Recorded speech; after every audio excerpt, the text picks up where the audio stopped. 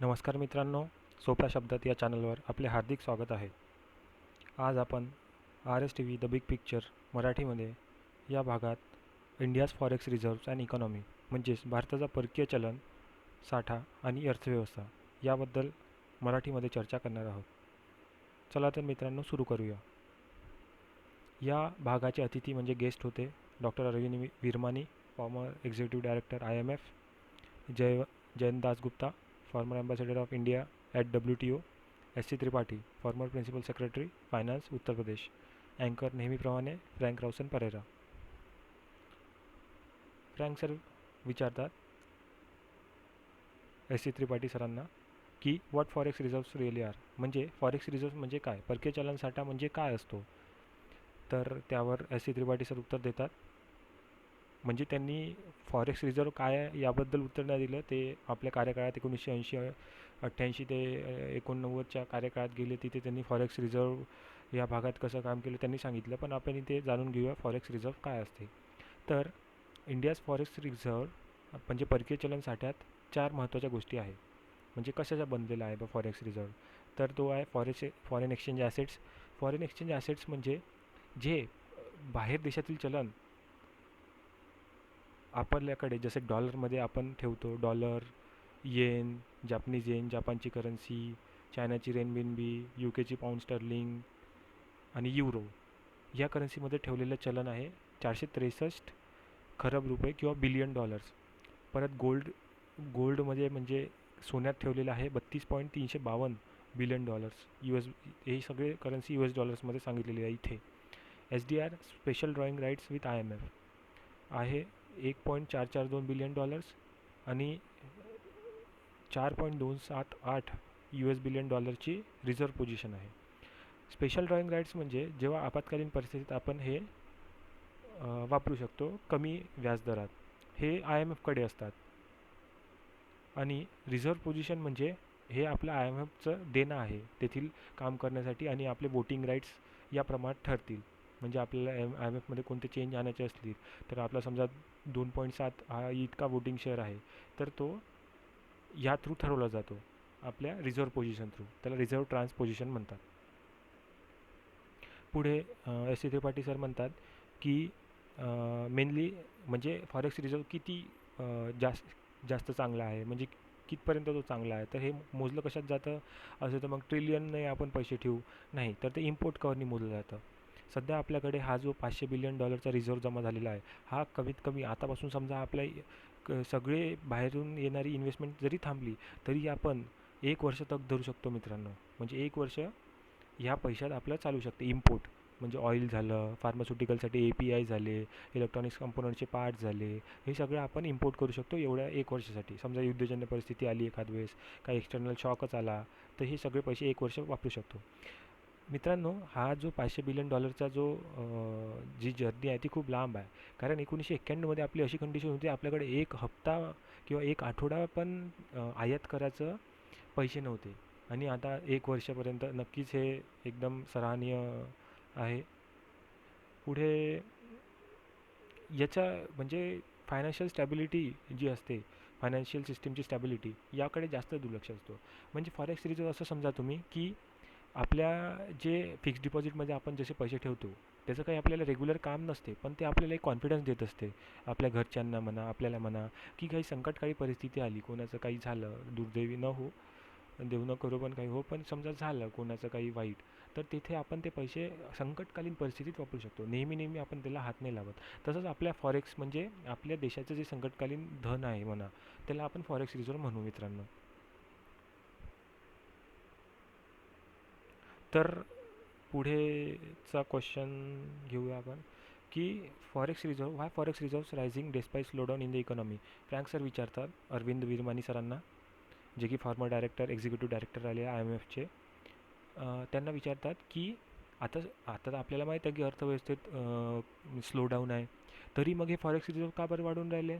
Forex reserve वाढणे म्हणजे बाहेरच्या देशातील लोकांचा आपल्या याच्यात कॉन्फिडन्स जास्त आहे इकॉनॉमी. तर त्याचे 4 फॅक्टर्स दिले मेनली अरविंद विरमानी सरांनी. Recent spurt in the FDI. FDI म्हणजे तुम्ही समजा न्यूज फॉलो केली असेल फायनान्स सेक्टरची, तर तुम्हाला माहीत असेल की रिलायन्सच्या जिओमध्ये खूप प्रमाणात इन्व्हेस्टमेंट आली आहे मित्रांनो. जिओचा आणि फेसबुकचा करार झालेला आहे 9.9 पूर्णांक स्टेक्ससाठी जिओमध्ये. तर त्यातून खूप हजारो करोड रुपये येणार आहे मित्रांनो. त्यामुळे हा एक आहे. परत एअरटेलची डील झाली आहे ॲमेझॉनसोबत, त्याच्यामुळे तिथून पण एफ-डी-आय येणार आहे मित्रांनो. त्यामुळे नक्कीच भारतासाठी आशादायी परिस्थिती आहे सध्या तरी. पण ह्या पैशातून समजा ते पैसे जॉब जनरेशनसाठी लागले तर चांगलीच गोष्ट आहे मित्रांनो. पण हे वेल्थ क्रिएशनसाठी लागले तर मग नक्कीच चिंतेची बाब आहे. पुढे दुसरा फॅक्टर सांगतात अरविंद विरमानी सर, की ग्लोबल इकॉनॉमिक स्लोईंग आहे. म्हणजे ग्लोबल इकॉनॉमिक स्लो डाऊन आहे आणि प्रायसेस पण म्हणजे इम्पोर्टचे घसरलेले आहे. इम्पोर्ट आपला घसरलेला आहे. जो लागतो आपल्याला कंपोनंट्स बनवायला किंवा जे आपण व्हॅल्यू ॲडिशन करतो कोणत्याही सबस्टन्समध्ये. समजा आता मैदा आणला, मैद्याची बिस्किट बनते, मैद्याचं बिस्किट बनलं म्हणजे त्याच्यात व्हॅल्यू ॲडिशन केली. तसं आपण कच्चे हिरे, समजा जे डायमंड्स असतात ते आपण आयात करतो आणि त्याला फिनिश करून आपलं डायमंडचं मार्केट खूप मोठं आहे गुजरात वगैरेमध्ये. तर ते लॉकडाऊनमुळे सगळं ते कमी झालं आहे. त्याच्यामुळे सगळा फॉरेक्स रिझर्व वाढला, कारण की आपल्याला पैसे त्यांना द्यावं नाही लागत, बाहेर तर डॉलर चालले नाही कच्चे हिरे घ्यायला. तर मग ते नक्कीच कमी झालं.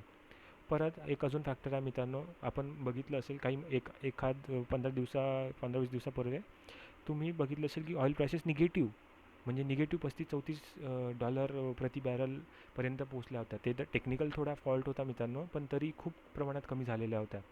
आणि तो पण WTI क्रूड, दोन प्रकारचे क्रूड ऑइल असतं मित्रांनो, कच्चं तेल. एक WTI आणि एक ब्रेंट. आपण जास्त करून ब्रेंट वापरतो. WTI हे अमेरिकेत चालतं, अमेरिकेच्या आसपास, वेस्ट टेक्सास इंटरमिडियरीज असं त्याचं नाव आहे. असं होतो आणि त्याच्यामध्ये पॉलिटिक्स होतं. एवढं कमी प्राईस, ब्रेंटची पण प्राईस कमी झाली होती जी आपण आयात करतो. तर त्याचं मुख्य कारण हे की रशिया आणि किंगडम ऑफ सौदी अरेबिया म्हणजे सौदी अरेबियामधील वाद.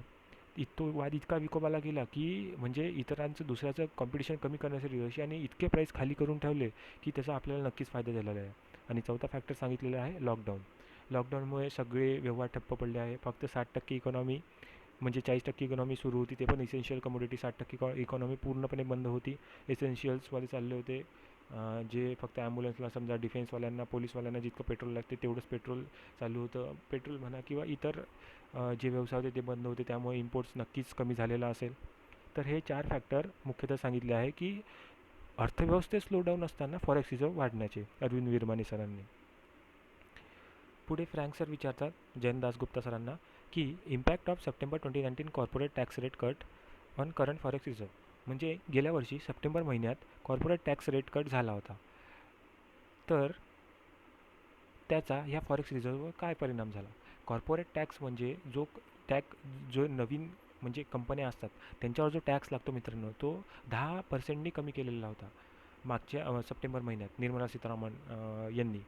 तर ते कशासाठी होतं की तेव्हा आपल्याला माहिती आहे मित्रांनो की स्लोडाऊन तेव्हापासूनच चालू झाला होता. गेल्या 7 क्वार्टरपासून आपली इकॉनॉमी स्लोडाऊन होत होती. तर त्यासाठी एक बूस्ट म्हणून नवीन जे आता समजा कंपन्या स्थापन करायच्या असतील तर त्यांना एक इन्सेंटिव्ह म्हणून, परत आणि ज्या इस्टॅब्लिश कंपन्या आहे, ज्या स्थापन झालेल्या आहे, त्यांना पण एवढी 10% ती सूट देऊन गव्हर्नमेंटला असं वाटलं की याचा काही प्रमाणात हे कॉर्पोरेट्स नवीन जॉब जनरेशनसाठी किंवा फॅसिलिटी त्यांच्या वाढवण्यासाठी करतील.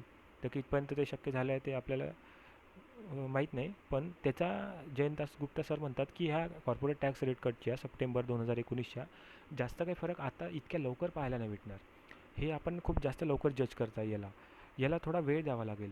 पण तरी याचा फायदा नक्कीच झालेला आहे. रिलायन्स आणि एअरटेलच्या जसं आपण सांगितलं, रिलायन्सच्या जिओसोबत, तसेच इतर स्टेक्स डायल्यूट करताय जिओ. लगेच त्याचा म्हणजे आता IPO होईल मित्रांनो. परत एअरटेल आणि ॲमेझॉनची डील होणार आहे, त्याच्यामुळे FDIचा इन्फ्लो वाढलेला आहे. आणि आपले जे other imports for domestic industry आहे, जसे की आपली फार्मा इंडस्ट्री आहे, त्यासाठी API आपण चायनामधून इम्पोर्ट करतो. नक्कीच इसेन्शियल ड्रग्सचे इम्पोर्ट वाढलेले आहे मित्रांनो. पण जे जनरल ड्रग्स आहे त्यांचे फार्मा कंपनीचे कमी झाले आहे. इलेक्ट्रिकल लॉकडाऊनमुळे सगळे ठप्प होते. जेम्स अँड ज्वेलरी, ते तर तुम्हाला आधीच सांगितलं की डायमंड्स आपण आयात करतो आणि त्याला पॉलिश करून आपण इतर ठिकाणी पाठवतो. त्याच्यामुळे ते बिल जे आहे इम्पोर्ट, आपल्याला पैसे बाहेर कमी द्यावे लागले ते विकत घ्यायला. त्याच्यामुळे ते आपले पैसे आपले साठवूनच राहिले. त्याच्यामुळे हा एक प्रकारचा इन्क्रीज, त्याला पुशअप आपण म्हणू शकतो. पुढे ऑइल बिल्स पण लो झाले. आता 60% इकॉनॉमी बंद असल्यावर सगळेजण आपण आपापल्या घरी होतो, त्याच्यामुळे बाहेर जाणं कमी झालं. त्याच्यामुळे साहजिकच ऑइल प्राइसेस कमी झाले. त्याच्यामुळे ऑइल बिल पण कमी झालं आपल्याला. आपण आपलं 85 ते 86% आपण आयात करतो ऑइल. सगळं आपण जे तेल जे कन्झ्युम करतो, तर त्याच्यातला 85% आपण भाग आयात करत असतो. आणि फॉरेन आउटवर्ड रेमिटन्सेस म्हणजे भारतातून जे लोक बाहेरून भारतात आलेले आहेत, बांगलादेशी म्हणा, नेपाळी नागरिक म्हणा, किंवा इतरही हे 2 कंट्रीज श्रीलंकन, तर इथून भारतातून बाहेर जाणारा पैसा पण कमी झालेला आहे. कारण की लॉकडाऊन, कोविड-19 सगळ्याचं एकच कारण शेवटी. आणि फॉरेन इन्स्टिट्यूशनल इन्व्हेस्टर्सनी स्टॉक मार्केटमध्ये, म्हणजे ज्याला हॉट मनी म्हणतात, म्हणजे दररोजचं त्यांचं चालू राहते ट्रान्झॅक्शन. म्हणजे चांगलं तिथं समजा आता भारत एक चांगलं डेस्टिनेशन वाटून राहिलं, एकदम अल्युरिंग वाटून राहिलं, तर तिथे जास्त इन्व्हेस्टमेंट करतात ते इंट्राडे ट्रेडिंग. त्याच्यात $2.75 बिलियन इन्व्हेस्टमेंट झालं आहे. त्यामुळे हा $500 बिलियन पर्यंतचा प्रवास हा थोडा आता आपण कंप्लीट केलेला आहे.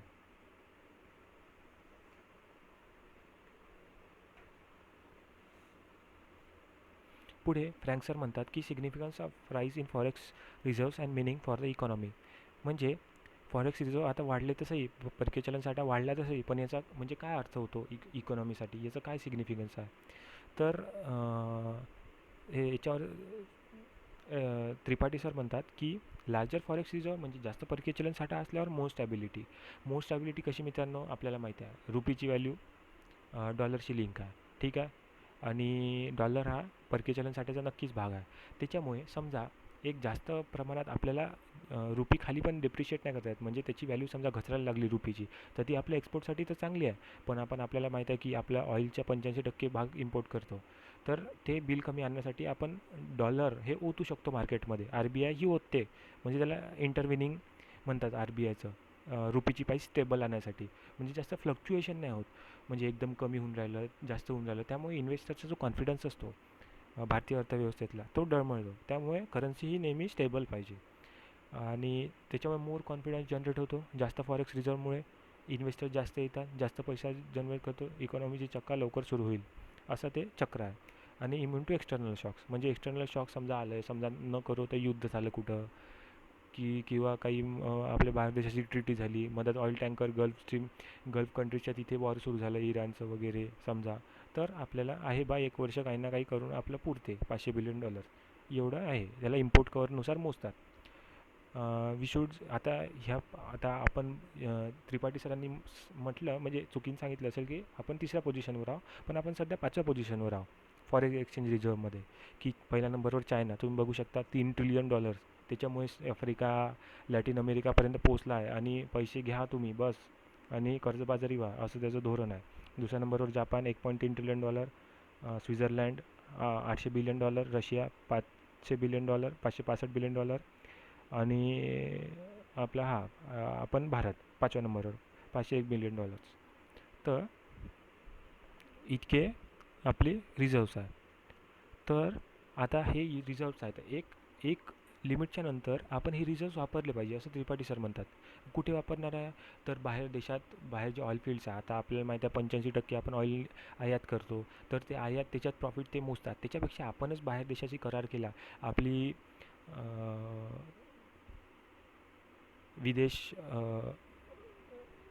विदेशी ONGC सारखी आपली विदेशी एक त्याची ब्रँच आहे, तर ती ऑइल फील्ड्स खरेदी करू शकते. त्याचे तेलाचे जे विहिरी असतात त्या खरेदी करू शकतात. परत कोल फील्ड्स झालं, ऑस्ट्रेलियातल्या कोल फील्ड्स आपण विकत घेऊ शकतो. तिथून कोल आपण खूप प्रमाणात कोल तयार करतो मित्रांनो, पण तो कसा सबस्टँडर्ड असतो, त्यात सल्फरचं प्रमाण जास्त असते. त्यामुळे आपल्याला क्वालिटी चांगली पाहिजे असेल, जास्त इलेक्ट्रिसिटी जनरेशनचा कोल आपण मग इकडून मागवतो, ऑस्ट्रेलियावरून. तर असो. आणि यामुळे रुपी पण स्टेबल राहते, ते तर आपण आधीच डिस्कस केलं. तर आपण 5व्या नंबरवर आहोत सध्या. पुढे how do this, frank sir विचारतात अरविंद विरवानी सरांना, how do this forex reserve help government and RBI. म्हणजे हे जे परकीय चलन साठा आहे, हा शासनाला म्हणा किंवा आपली अपेक्स बँक जे आहे, सर्वोच्च bank reserve bank of India, याला कसा कामी पडतो. तर fluctuation in exchange rates goes down a speculation goes down. म्हणजे आता $500 बिलियन तर आहे, म्हणजे आता एक इन्व्हेस्टर्समध्ये एक सेंटिमेंट्स असतो की बा ठीक आहे, यांच्याकडे $500 बिलियन आहे, 5व्या नंबरचा रिझर्व्स, तर मग आता इथे पैसे इन्व्हेस्ट सेफ. आता तर अनसर्टेनिटी आहे, म्हणजे पूर्ण जगात अशी अनिश्चितता आहे, त्यामुळे इन्व्हेस्टर्स किंवा गुंतवणूकदार असे धजावणार नाही रिस्क घ्यायला. भारत हा स्टेबल कंट्री त्यांना दिसेल, तर मग भारतात ते इन्व्हेस्ट करतील. परत स्पेक्युलेटर्स जे राहतात म्हणजे एक प्रकारे अफवा उडवणारे की आता हे लेजिस्लेशन येतं ते लेजिस्लेशन आहे, त्याच्यामुळे जो पैसा येतो जातो यात थोडे कमतरता येईल. आणि एक्सचेंज रेटमध्ये जास्त समजा डॉलर बाहेर गेला तर भारताचा रुपया गडगडतो, आतमध्ये आला तर आपल्याला फायदाच आहे. तर तो स्पेक्युलेशन कमी होऊन जाईल जास्त फायनान्शियल चांगलं असल्यामुळे. आणि आर बी आयच्या आता ठीक आहे फायनान्शियल कंडिशन चांगली आहे, रुपी स्टेबल झाला तर मग आर बी आयला इंटरव्हेन्शन करायची गरजच पडणार नाही रुपया स्टेबल करायला. Further liberalisation can be done in such a easy period. आता हे आपण पुढे डिस्कस करू की लिबरलायझेशन काय म्हणतं आहे हे अरविंद विरमानी सर. या तुमच्या ह्या ग्राफमध्ये हा ग्राफ याच्यासाठी मी टाकलेला आहे मित्रांनो की आता तुम्हाला कधी कोणी विचारलं कोणत्या परीक्षेत की आपला फॉरेक्स रिझर्व हा सतत वाढतोय का.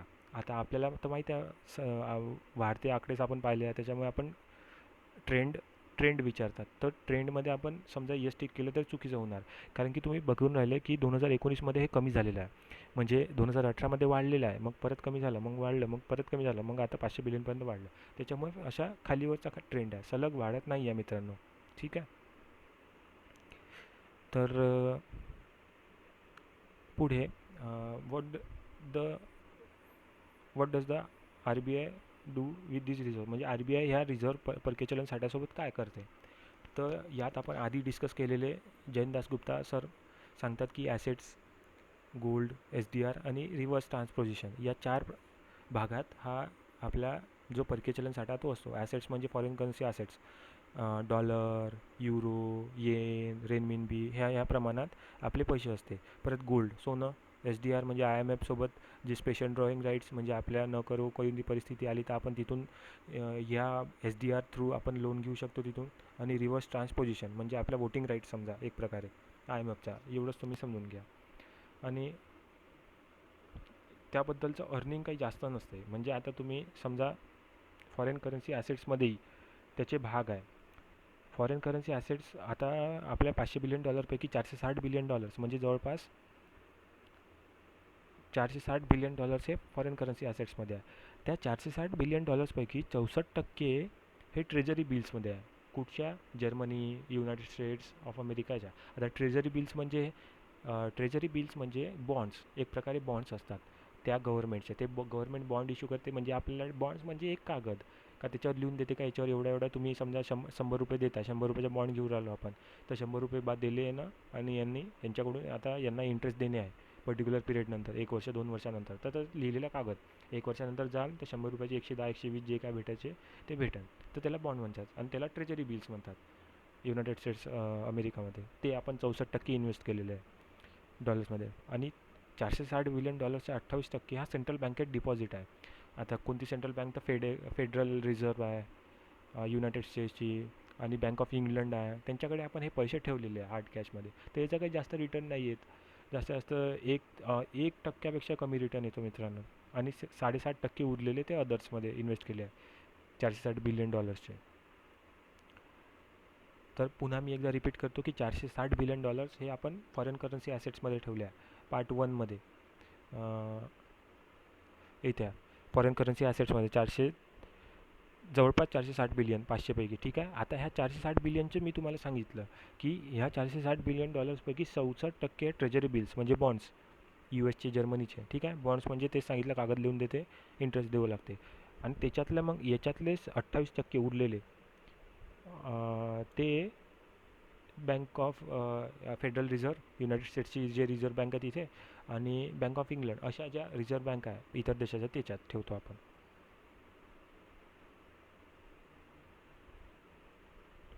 ठीक आहे. आणि मग हे मेनली कॉन्फिडन्स बुस्टिंग मेथड आहे असं सांगण्यात आलं आहे. आता अडिक्वसी म्हणजे किती सफिशियंट किती आहे, किती प्रमाणात सफिशियंट आहे. तर त्याच्यावर हे आपण ठरवू शकतो how many days of import cover. आता सांगितलं मी तुम्हाला 91मध्ये अशी परिस्थिती होती का एक हप्ताही जड जात होतं, त्याच्यामुळे लिबरलायझेशन, ग्लोबलायझेशन, प्रायव्हेटायझेशन पॉलिसी आणावं लागली. प्रायव्हेट इन्व्हेस्टमेंट खुली करावं लागली, आय एम एफकडून लोन घ्यावं लागलं. त्याच्यावर लोन घेतल्यावर त्याच्या शर्ती अटी पाळाव्या लागतात, त्याच्या त्या खूप कडक असतात मित्रांनो. आणि त्याच्यानंतर शॉर्ट टर्म डेट ऑब्लिगेशन. आता शॉर्ट टर्म डेट ऑब्लिगेशन म्हणजे हे डेट म्हणजे कर्ज, शॉर्ट टर्म डेट म्हणजे जे 1 किंवा 1 वर्षापेक्षा कमी असलेलं कर्ज हे पुरवण्यासाठी. तर याच्यात एक गिडोती रूल आहे मित्रांनो, जो आपल्या जयंत गुप्ता सरांनी सांगितला आहे, की या गिडोती रूलमध्ये काय होते, गिडोती ग्रीन्सपॅन हा पूर्ण रूल आहे. हे दोन इकॉनॉमीवरचे तज्ज्ञ आहे समजा. तर यांच्याप्रमाणे गिडोती रूलमध्ये आपला जो रिझर्व असला पाहिजे कोणत्याही कंट्रीचा, तो इतका असला पाहिजे की आपले जे शॉर्ट टर्म डेट ऑब्लिगेशन्स आहे, म्हणजे तुम्हाला सांगितलं शॉर्ट टर्म डेट म्हणजे 1 वर्षापेक्षा कमी असलेलं कर्ज देशावरचं, आणि ते पण फॉरेन एक्सटर्नल म्हणजे बाहेरचं कर्ज, हे पुरलं पाहिजे, म्हणजे फेडचं आलं पाहिजे. ते एवढा आपल्याकडे रिझर्व असायला पाहिजे. ठीक आहे मित्रांनो, तर तो आपल्याकडे आहे. परत करंट अकाउंट डेफिसिटमध्ये असतो मित्रांनो, म्हणजे आपल्या आमदानी अडचणी खर्चा रुपये असं टाईप आहे. म्हणजे आपण इम्पोर्ट जास्त करतो, एक्सपोर्ट कमी करतो. तर आपल्या आता पण ह्या कंडिशनमध्ये आता इतका असा ट्रेंड आहे की इम्पोर्ट्स पण कमी झाले आणि एक्सपोर्ट पण कमी झाले, पण एक्सपोर्टचं प्रमाण कमी होण्याचं थोडं कमी आहे इम्पोर्ट्सपेक्षा. त्याच्यामुळे करंट अकाउंट सरप्लस पाहायला मिळू शकतो येत्या काळात, ह्या ट्रेंडनुसार, असं म्हणणं आहे मित्रांनो. पुढे फ्रँक सर विचारतात त्रिपाठी सरांना की is there any cost involving maintaining the forest reserves or returns, म्हणजे काही याच्यावर आमदानी वगैरे होते का किंवा हे मेंटेन करायला पैसे लागतात का. तर बरोबर, म्हणजे त्रिपाठी सर म्हणतात, त्यांनी इथे पॉईंट सांगितला आहे की समजा करन्सी स्टेबल असेल, समजा रुपी स्टेबल आहे, समजा $1 60 त्याची व्हॅल्यू फिक्स आहे म्हणजे जास्त फ्लक्च्युएशन नाही, 61 62 किंवा 59 58 होत आहे, याच्यावर जास्त फ्लक्च्युएशन नाही. तर ह्या RBI होल्ड म्हणजे ते फॉरेन करन्सी रिझर्व स्वतःजवळ ठेवायला थोडं नाखुश असतात. कारण की आपण पाहिलं की हेच फॉरेक्स रिझर्व ठेवणे म्हणजे इतर देशात त्यांचे बॉन्ड खरेदी करणे, त्यांच्या बँकेमध्ये पैसे ठेवणे. तर ह्याच्यातला जो रिटर्न असतो ना RBIला, तो खूप कमी असतो, 1 किंवा 1% कमी. पण तेच पैसे समजा खालच्या बँकेला दिले, खालची बँक म्हणजे रिझर्व्ह बँकच्या खालच्या बँक म्हणजे स्टेट बँक, PNB यांना दिले, तर इथे 6-7% रिटर्न भेटतो. त्यालाच आपण रिव्हर्स रेपो रेट म्हणतो मित्रांनो, आपण repo rate, reverse repo rate. तर त्याच्यामुळे ते आता आपल्याला माहीत आहे, पण आपल्या RBIला आपला रुपी हा फ्लक्च्युएटिंग असतो, त्याच्यामुळे आपल्याला ठेवावाच लागतो जास्त प्रमाणात. आणि if local currency depreciating then need, म्हणजे आपला एकदमच रुपया खाली चालला तर आपली इम्पोर्ट रेट वाढेल ना, त्याच्यामुळे आपल्याला तो ठेवावा लागतो. Not very profitable. Neat current account liberalisation. आता करंट अकाउंट लिबरलायझेशन म्हणजे काय आहे? करंट अकाउंट लिबरलायझेशन म्हणजे जे जो आता बाहेरच्याला समजा एखाद्या अमेरिकेतल्या व्यक्तीला भारतात पैसा गुंतवणं अगदी सोपं झालं पाहिजे, आणि भारतातून एखाद्या बाहेरच्या देशात पैसा गुंतवणं अगदी सोपं झालं पाहिजे, असं याचा अर्थ होतो. आता असं नाही आहे का? तर नाही. आता रिझर्व्ह बँकेने काही प्रमाणात एक लिमिट वरची पातळी डिसाईड करून दिली आहे की याच्यावर तुम्ही बाहेर पैसा नाही नेऊ शकत. येण्याबद्दल काही वाद नाही आहे, येण्याबद्दलही थोडे गाईडलाईन्स आहे, पण तेवढे स्ट्रिक्ट नाही आहे. पण हे जे रेग्युलेशन्स आहे ना मित्रांनो, हे लिबरलाइज झाले पाहिजे, म्हणजे उदारीकरण झालं पाहिजे याचं. हे RBIचे रेग्युलेशन्स आहे की भारतातून बाहेर आपण जास्त एका सर्टन लिमिटमध्ये बाहेर रुपी पाठवू शकतो, पण जास्त नाही पाठवू शकत. तर याला करंट अकाउंट लिबरलायझेशन म्हणतात. म्हणजे ही जी आहे व्यवस्था ही थोडी बदलवलेली आहे आणि उदारीकरण करणे याचं, म्हणजे सगळं इनफ्लो पण इझी झाला पाहिजे आणि आउटफ्लो पण इझी झाला पाहिजे ॲट विल. कधी काढता आलं पाहिजे आणि कधी नेता आलं पाहिजे, असं म्हणणं आहे मित्रांनो. म्हणजे झालं पाहिजे, कारण की आपले $500 बिलियन पोहोचलेला आहे, आपण सफिशियंट लेवलवर आहोत, असं त्रिपाठी सरांचं म्हणणं आहे. आणि ह्या रिझर्वचा फायदा पण आपण घेऊ शकतो मित्रांनो, की बाहेर ऑइल फील्ड्स घेणे, ते सांगितलंच, तेलाच्या विहिरी वगैरे घेणे, कोल फील्ड्स घेणे, जे की स्ट्रॅटेजिक कमोडिटीज आहे, त्या आपल्या जे एनर्जी नीड्स भागवायला कामी येतात, त्या नक्कीच घेणे. आणि government should setup a committee, असं त्यांचं सजेशन आहे, म्हणजे सरकारने कमिटी सेटअप करावी या इश्यूबद्दल डिस्कस करायला, की कुठे कुठे गुंतवावे. पुढे फ्रँक सर विचारतात,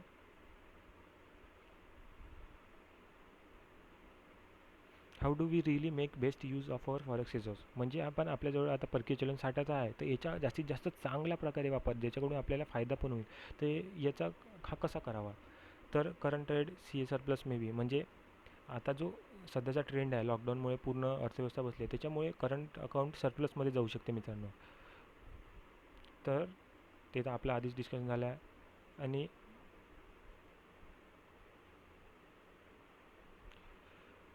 आता US मध्ये खूप प्रमाणात एक्सेस मनी उपलब्ध आहे, असं अरविंद विरमानी सर म्हणतात.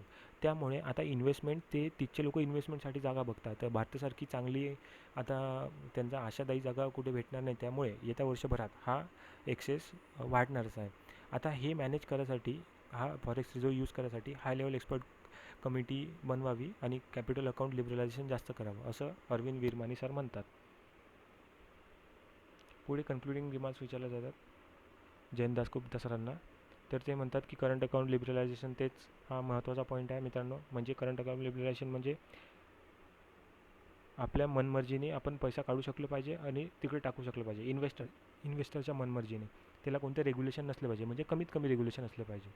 तर आता जे म्हणजे याचा अर्थ अर्थाचा की आता रेग्युलेशन्स आहे. आणि इन्व्हेस्ट इन प्रॉफिटेबल ॲसेट्स म्हणजे बाहेर आता UK सारखे देश, त्यांनी जुन्या काळात 1800-1900च्या काळात इन्व्हेस्टमेंट करून ठेवलं होतं बाहेर. तर आता त्याचं ते त्याच फळावर जगत आहे. तर त्यांचं म्हणणं आहे की स्ट्रॅटेजिक तुम्ही इन्व्हेस्ट करा बाहेर आणि त्याचं मग फळं मॅच्युरिटी होऊ द्या, त्याच्यानंतर तुम्हाला फळं मिळेल, असं म्हणणं त्यांचं आहे. तर आजची चर्चा इथेच थांबवा मित्रांनो. काही शंका किंवा सल्ले असल्यास कमेंट सेक्शनमध्ये कळवा. धन्यवाद.